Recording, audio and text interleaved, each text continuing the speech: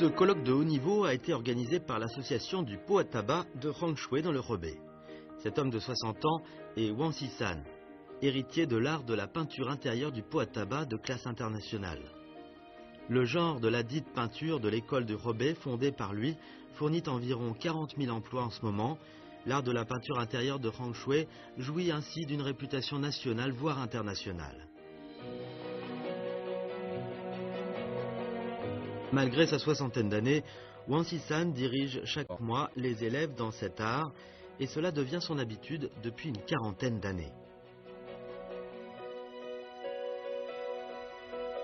Pour comprendre le métier de la décoration du pot à tabac, on doit commencer par l'usage du tabac à priser. Après la découverte du Nouveau Monde par Christophe Colomb en 1492, le tabac commença à être introduit dans toutes les contrées du monde. L'an 9 du règne de l'empereur Wanli des Ming, soit en 1581, le tabac à priser pénétra en Chine avec le tabac. Le tabac à priser est élaboré à partir de feuilles de tabac moulues en poudre fine, mélangées de musc, de miel, de bornéol et bien d'autres ingrédients médicinaux, le tout mis en pot hermétiquement par son vieillissement durant plusieurs années, voire des dizaines d'années, puis à sa sortie assorti de parfums. Quand l'homme l'aspire, ce tabac à priser a la faculté d'animer le cerveau, de soulager les orifices bouchés et d'atténuer le rhume. Le rêve dans le pavillon rouge de Cao Xueqing comporte une anecdote. Nuée d'azur étant enrhumé, Jade lui offrit du tabac à priser. Comme le tabac à priser humidifié risque de perdre son efficacité, le service de manufacture de la cour impériale mit ce tabac venu de l'étranger en pot de porcelaine, traditionnellement utilisé pour conserver les remèdes de la médecine chinoise. Ces pots furent l'origine du pot à tabac. Dans le musée privé de Wang Xisan et de son fils Wang Zeyong, nous pouvons voir que dans l'histoire de la Chine, il y a eu toutes sortes de pots à tabac. Leurs modèles sont si nombreux, leurs formes si gracieuses et leurs matériaux si recherchés. C'est vraiment prodigieux.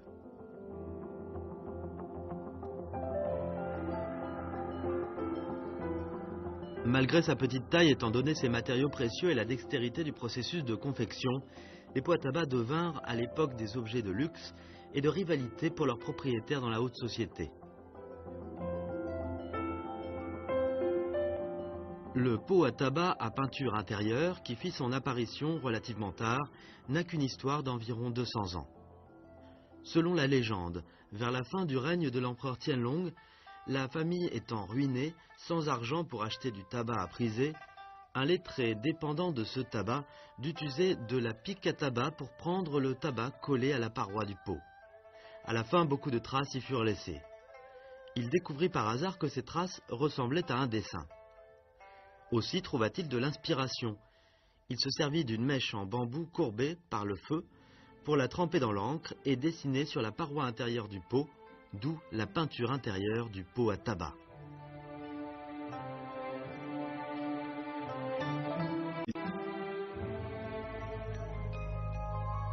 À l'origine, les pots à tabac à peinture intérieure étaient transparents. Les dessins des deux côtés pouvaient se troubler à la vue. C'est pourquoi les peintres intelligents dépolirent la paroi du pot. Ainsi, le traitement permet non seulement une meilleure vue du dessin d'un côté, mais facilite beaucoup la coloration. Or, toute médaille a son revers. Le pot dépoli à l'intérieur rend plus difficile le travail du peintre. Car peindre sur l'autre côté de la paroi polie, pour le peintre, c'est comme s'il était dans un brouillard. Et il trouve difficilement la position exacte de la pointe du pinceau. C'est pourquoi c'est un grand défi pour la dextérité du peintre.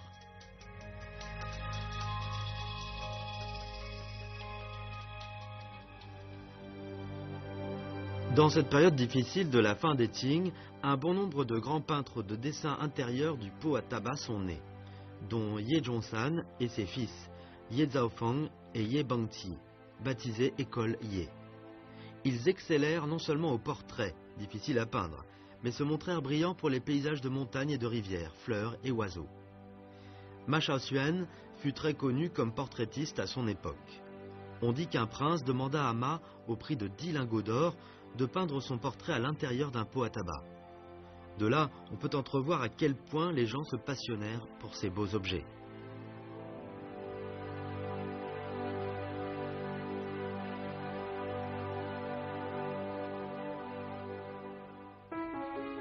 Dans le musée des dessins intérieurs de Wanshisan, on peut clairement voir le processus de confection du pot à tabac et les étapes de la réalisation des dessins intérieurs du pot à tabac. C'est un cristal ou une agate brute à l'origine. Il subit un processus de traitement très complexe comme l'ébauchage, le façonnage, le perçage, l'éventration, l'élargissement, le polissage, la lustration, le dépolissage et la paroi, etc. pour devenir à l'issue de tous ces traitements un pot à tabac. Et cela n'est que la préparation de l'exécution de la peinture intérieure. En même temps, la rareté du matériau exige aussi un grand savoir-faire du maître confectionnant le pot. En cas de fausse manœuvre, la perte serait inestimable. 好多人看过我们馆之后，说你们那边有原来烟壶，过去那个你说你那小瓶子，他不说烟壶啊，以为就是普通的呢，感觉是有水晶，那么又切割又掏膛，需要好多种工序才能磨出这么一瓶子，他们感到特别惊讶，尤其是又画到内画里边，里边有画了，更让人感到这个巧夺天工。 Certains cristaux naturels bruts comportent des impuretés de formes particulières et de différentes couleurs. Très souvent, l'artiste profite de la substance originelle dans le matériau pour créer une belle œuvre picturale intérieure. Aussi, la communication entre le créateur et le polisseur s'avère-t-elle très importante. Ces deux œuvres de peinture intérieure de pot à tabac, très précieuses, ont été réalisées par la femme peintre Wang Haili. Cette dernière a profité de la structure cristalline filamenteuse rouge au sein du matériau pour créer l'ambiance automnale avec les touffes de cristaux filamenteux rouges pour les roseaux, en contraste agréable avec les oies, donnant une forte impression étagée. D'une façon générale, peindre à l'intérieur d'un pot est plus difficile qu'à l'extérieur, car d'une part, il y a peu de marge pour la manœuvre, et de l'autre, par rapport à la peinture sur papier, certaines étapes sont juste contraires, notamment pour la calligraphie à l'intérieur du pot à tabac. Il faut que l'artiste soit averti pour pouvoir le faire.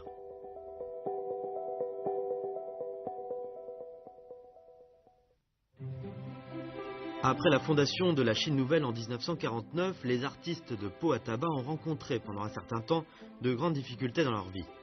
Apprenant la nouvelle, Zhou Enlai a organisé certaines structures gouvernementales pour que les vieux artistes connus dans l'ancienne société puissent travailler à nouveau dans un meilleur environnement.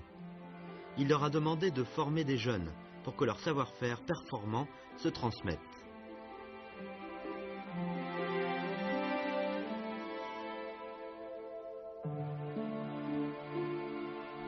L'Institut des arts appliqués de Beijing a été fondé dans cette circonstance-là. En 1958, Wang Shisan, qui avait 19 ans, a eu la chance d'être admis à cette institution, devenant élève des frères Ye Bengqi et Ye Xiaofeng. Passionné de peinture et de calligraphie dès son enfance, Wang Shisan a été hautement apprécié par les deux professeurs. Il estimait que c'était là une occasion en or pour lui. C'est pourquoi il était plus assidu dans ses études que ses camarades.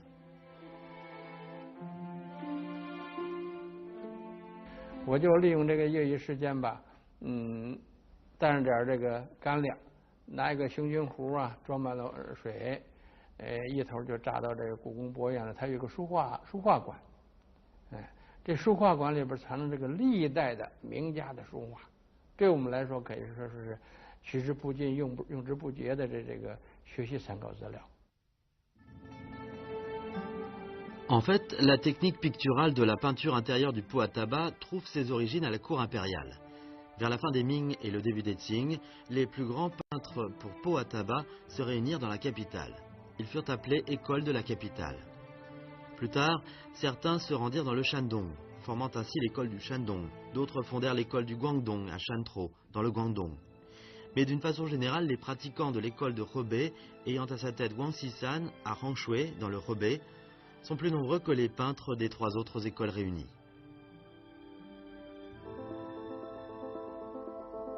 Comme ses premières œuvres étaient très convoitées par les collectionneurs étrangers, Wang Xishan jouit d'une grande réputation en Chine comme à l'étranger. Très souvent, ses œuvres sont sélectionnées comme présents d'État à offrir aux chefs d'État des pays étrangers pour représenter la culture chinoise.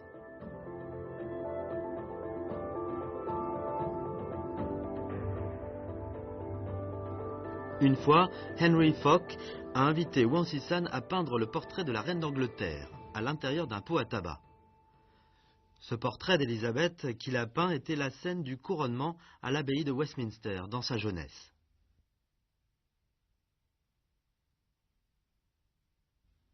La reine, avec la couronne sur sa tête et le sceptre à la colonne dans sa main, s'avère majestueuse et éblouissante. 火先生看过之后相当的高兴，相当满意。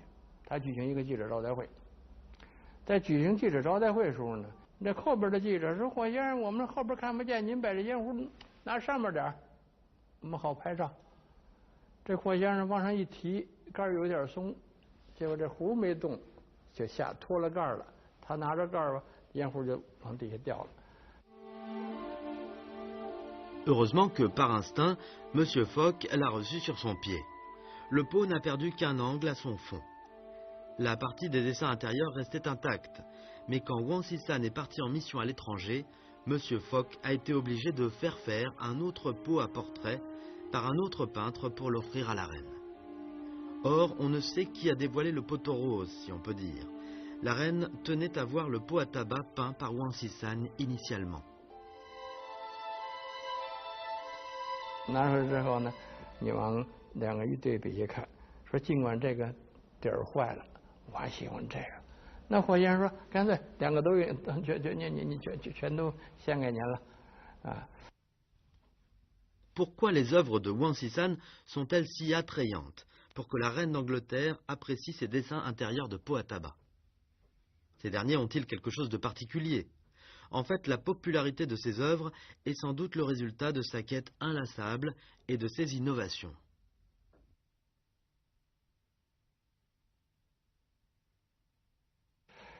« 传统的内画呢，当初学艺的时候，老师教我们是2种笔，一种是用竹子，也就是带着皮儿的那种竹子，是吧？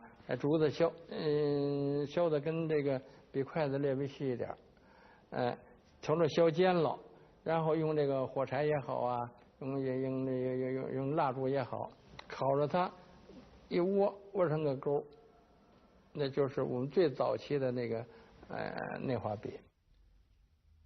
L'autre était le pinceau en saule qu'il utilisait quand il apprenait à peindre auprès de ses professeurs. 柳木呢比竹子软，它有韧性。我们画一些个树的树叶儿，您蘸色一点，它这一挤吧，它个中空这个色的四周成一个小圆圈似的，一笔一点，一笔一点就出来一丛这个树叶。这是叶派内画的一个独创技法。 Or, Wang Xishan a remarqué que les chiens et les chats dessinés à l'aide de ses pinceaux n'étaient pas assez expressifs. Pour surmonter la difficulté, il est allé solliciter l'aide de Cao Crezia, qui excelle à peindre les chats, et lui a demandé des peintures pour les copier jour et nuit. 曹先生教给我怎么把这个毛画活了呢？就是把一支这笔，然后沾上水捏扁了。 这毛就成了这样的了，哎，这样画起来呢，又快又细，画出来那个质感，就外面画出来了。可是我们内画呢，它是竹笔，它也不能劈开。 Cela ne l'a pas beaucoup aidé. Plus tard, à Rongshui, une idée lui est venue à l'esprit fortuitement et cela allait fondamentalement changer la présentation de la peinture intérieure de l'école du Hebei. 边线那剪的满地都是，我剪了几根，回去拿锤子拍扁了，拿搓出那个了，然后拿镊子窝出来，把这个毛笔呢分成几叉，做着几个小笔头，是吧？拿丝线绑起来，放在这个刚才拿那个电线做的那成笔头那小窝里边，拿镊子给夹紧了，然后再用松香呢能够牢固一些。做好之后一试吧，比这个竹笔呀好用得多。Un bon ouvrier doit avoir de bons outils. Avec ces bons outils, quand Wang s'est remis à peindre chats et chiens, il donnait beaucoup de vivacité à ces animaux. Leurs poils sont d'une ressemblance frappante.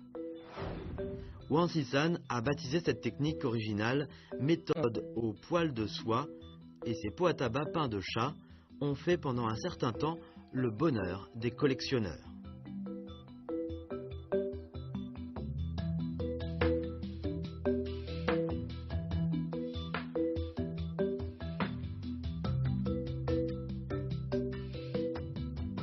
Une fois, lors de sa visite aux États-Unis, Wang a accepté la commande d'un portrait intérieur de Jésus de la part d'un vieux Canadien. Quand il réalisa cette œuvre, il utilisa une technique toute différente de celle de ses prédécesseurs. 对我来说，那是个挑战。那我没当时画肖像的时候，就用画个什么张衡啊、祖冲之啊，都是用咱们国画那么画。这耶稣基督呢，他是西洋人，他给我提供的那个照片参考资料啊，都是油画的。Quoiqu'il n'ait jamais peint un tel dessin auparavant, Wang Sisan a décidé d'essayer. Il a peint pendant longtemps avec des pigments de la peinture chinoise, mais il ne parvenait toujours pas à obtenir l'effet souhaité. 哎，有一天晚上睡觉做梦，看人家练油画呢。哎，我突然这醒来着，我说这不是油画画我行不行？跑到那画里边。Ce rêve a en effet donné de l'inspiration à Wang Sisan.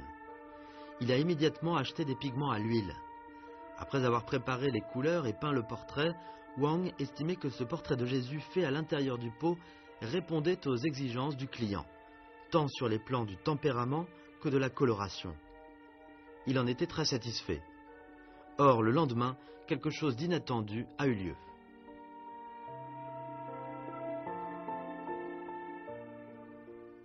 一般的油画呢，它是放在油画纸啊、油画布上画，那个呢，它都吸油。我们的内画不是水晶的，就是玛瑙的，就是人造水晶的，它是个晶体，它不吸油。所以说当我们把这个利用这个原来这个油画色画到里边，头天看着挺好，第二天一看那油啊印的这个糊里满处都是。À l'issue de nombreuses explorations, Wang Sisan a enfin trouvé un moyen adéquat. 所以后来就拿那个宣纸，是吧？把油画色挤在上边，哎，慢慢，它这油印在宣纸里边了，又能将调动那个油画色，也能调开。你要太干了吧，你就调不开了，是吧？尝试着什么那个浓度比较合适，啊。再一个呢，就这个咱们中国国画呢，有用矾来控制这个画的水的这么艺术效果，这么个手法。我说能不能这里边稍微加上点矾，白矾呢，能不能起作用呢？慢慢尝试，是吧？得把那白矾呢研的极细的，啊，加在里边，慢慢尝试着摸索着，终于把这个完整的。Quand ce pot à tabac à dessin peint au pigment à l'huile a été livré, le vieil homme était très touché. Wang Sisan a ainsi acquis une expérience précieuse et a commencé à transplanter et appliquer la peinture à l'huile à l'art de peinture intérieure du pot à tabac, apportant ainsi un nouveau moyen d'expression des dessins intérieurs et insufflant une nouvelle vitalité aux dessins intérieurs de l'école du Hebei.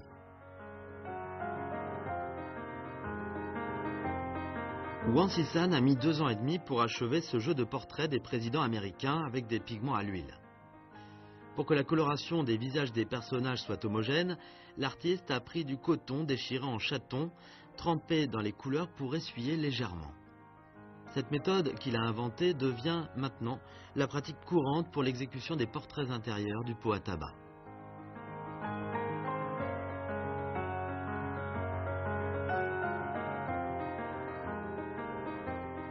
Ce jeu de portraits intérieurs du pot à tabac a fait sensation lors de son exposition aux États-Unis.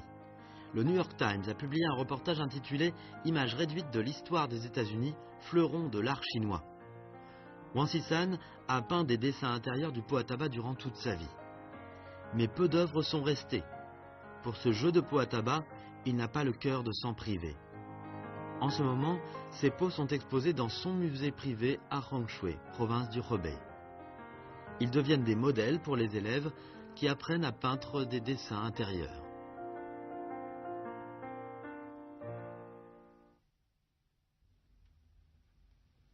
Pour laisser plus de chefs-d'œuvre après lui, Wang Sishan a réalisé ce jeu de pot à tabac reflétant 12 dynasties de la Chine.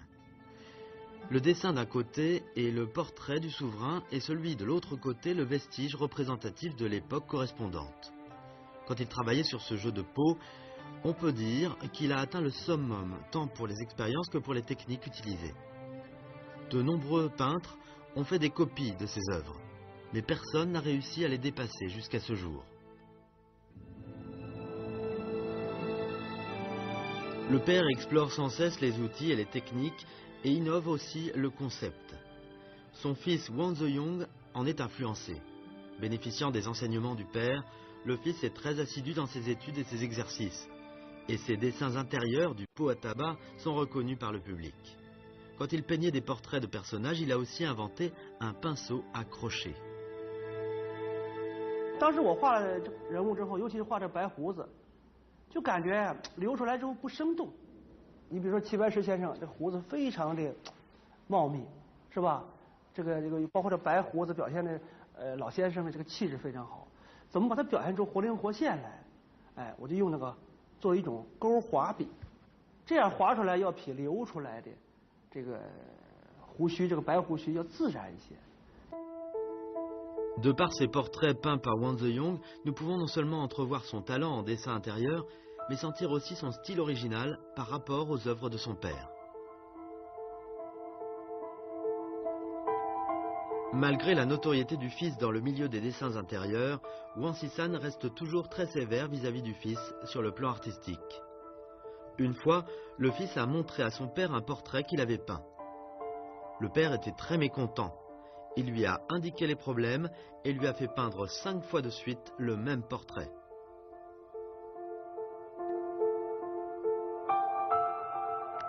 « 回去说实话就想摔了他，不画了。真是有时候，因为是你像画一个肖像，1个礼拜时间，你像1个礼拜辛辛苦苦费完了之后不满意，画完了再不满意，再不满意，就心里就是起到一种反感。第5遍的时候。 就因为我借鉴了前4遍的一些经验了，哎，又感觉我调节自己的一个心态，哎，我利用了4、5天时间，我就把这个肖像很快就画完了，对吧？当我拿给我感觉这个肖像，无论从形、从神、从这个肤色、从这一个人的气质表现来说，我感觉自己感觉比较不错了。于是我拿给我父亲看，哎，当时父亲一看了之后说这遍行，说。 达到了我对你的要求，达到了艺术的一个理想效果。 Quand Wang Zeyong a présenté le pot avec le portrait repeint 5 fois, le père s'est enfin montré satisfait. Wang Zeyong s'est senti soulagé.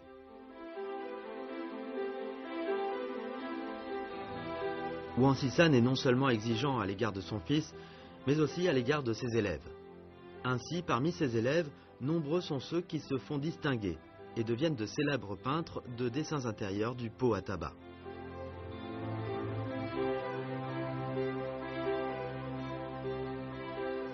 Ils excellent chacun dans leur propre technique.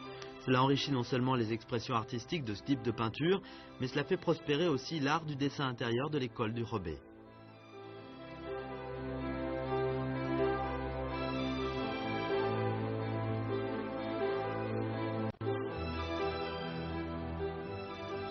Le tabac à priser n'est plus courant dans la vie de l'homme de nos jours. Fumer du tabac n'est plus encouragé du fait de sa nocivité pour la santé. Cependant, l'art du pot à tabac et de sa peinture intérieure témoigne parfaitement des explorations inlassables des artisans et des peintres.